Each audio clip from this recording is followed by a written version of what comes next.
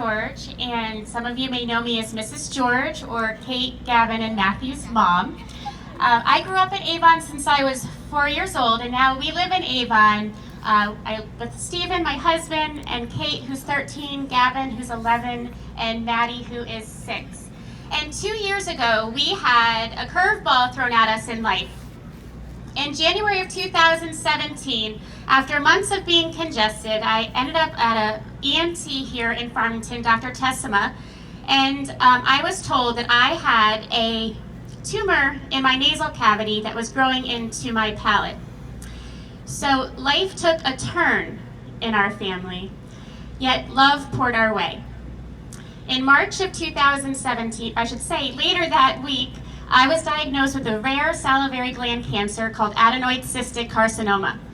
You're more likely to get struck by lightning or win the lottery than get this cancer. I did, as Sophia said, hold on to hope. And in March 2017, I had to go to Boston to Mass Eye and Ear to have what's called a maxillectomy, which means I had to have the top of my mouth removed. My palate was removed along with my back 3 upper teeth and my gums. So I speak to you today with an artificial palate called an obturator. And the one thing that's good about that is I will never burn the roof of my mouth again. So I have a new mouth for the rest of my life. And it's an invisible wound that people will not know about. But what having an invisible wound has taught me through this journey with cancer is that I'm not the only one with invisible wounds. There are other of you survivors here today that have invisible wounds. And cancer or not, there are others here today that have invisible wounds. And what I have learned by having this happen and this walk with cancer and having my palate removed is to meet others with greater compassion and with love. Because we may not have a chance like this to hear each other's stories. Yet the person beside you today may be going through something that you will never know about or have a lasting wound that they will have to live with forever. And so I invite you all today to join me to think about meeting each other in that place, to look beyond the surface of what's happening or we think is happening and look into each other's hearts and meet each other with compassion and with love.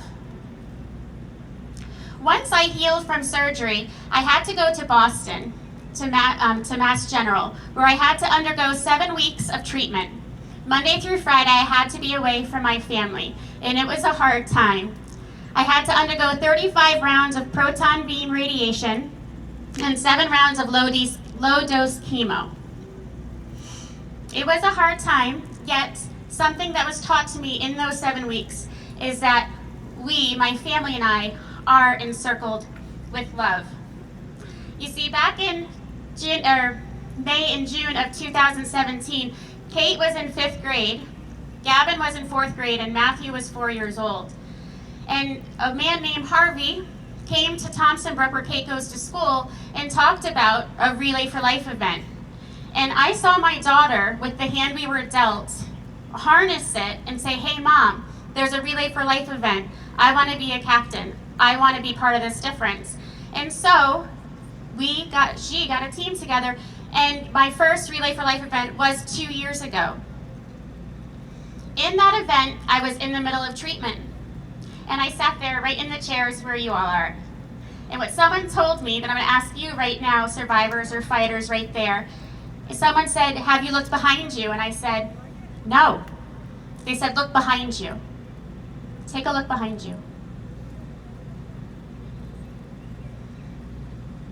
You see, in that moment when I was told to look behind me, I saw that there was this huge community of love around our family.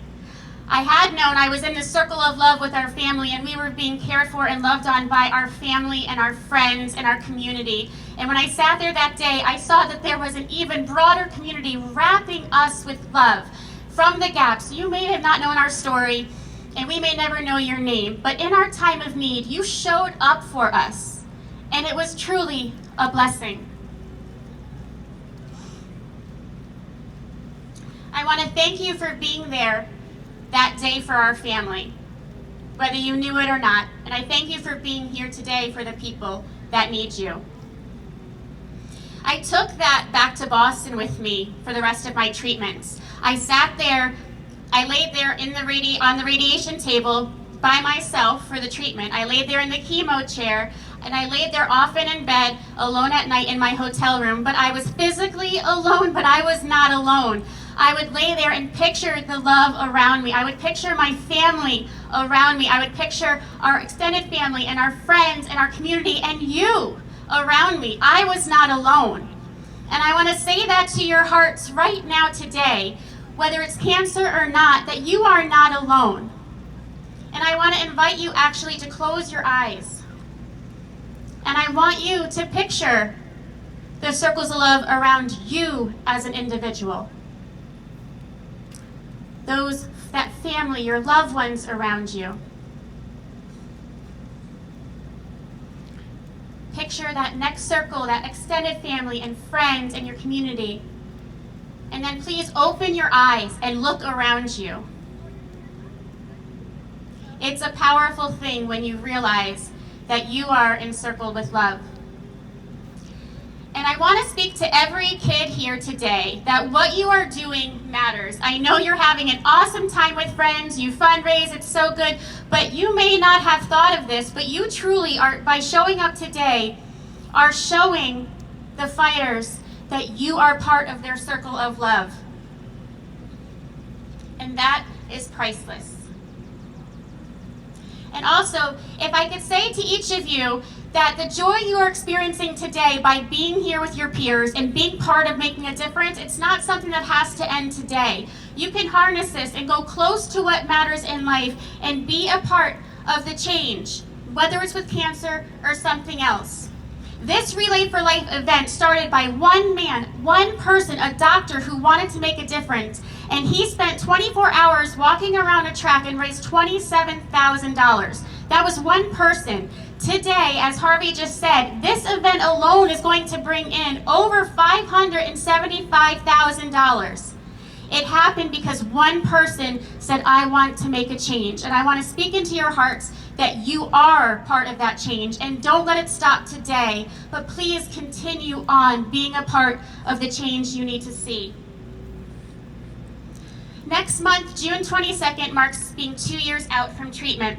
And I can't express how grateful I am to be here with my family today and to be here with you. And I know that my walk with cancer had purpose.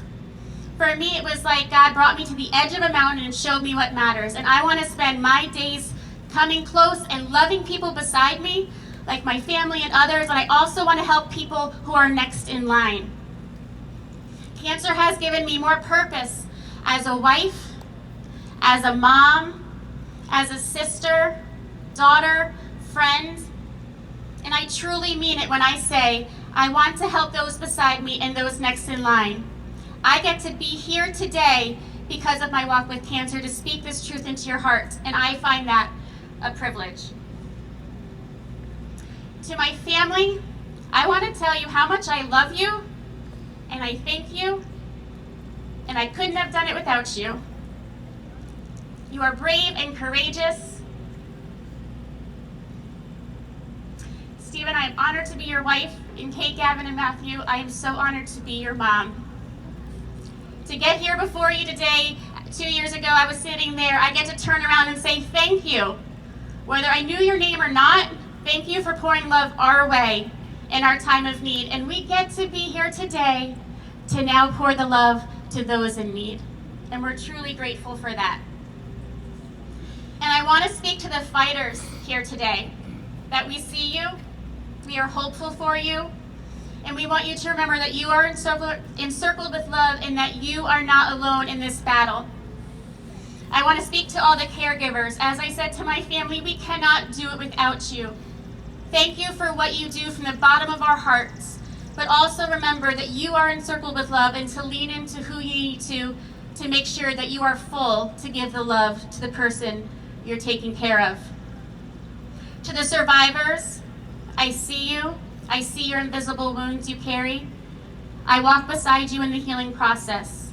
Please remember you are not walking alone, and we are here for each other and the community around. We can lift each other up and take what we were given and give it purpose by helping the next person in line. To those who are here who have lost someone, our hearts are with you, and you are taking what you have been given, and you continue to help the rest of us. And for that, we are truly thankful. And everyone else who is here today to give your support and your time, your energy, your fundraising, we truly are thankful for you to be a part of our circle of love. May we remember that this life is a gift, and may we please use it fully. May we remember when we are encircled with love, if you find yourself alone in a space, in a doctor's office, wherever it is, please close your eyes and picture those circles of love around you and reach out when you need to. People are there to love you. May we meet each other beyond the surface, recognizing invisible wounds are there. And may we reach beyond the surface into each other's hearts, meeting each other with more kindness and compassion and love throughout our days. And whatever struggle you've been given, cancer, and all the others that are out there, may we, like Kate did, take what we're given and not put it as a weight on our shoulders weighing us down, but we place it beneath our feet to help us rise up greater into the person we were made to be, and like Sophia is saying, help others rise up too. I'm truly honored to be here today as a survivor. And I just want to say, may God bless you and take care of you. May God smile on you and be gracious to you. And may God look on you with favor and give you his peace. Be well and God bless.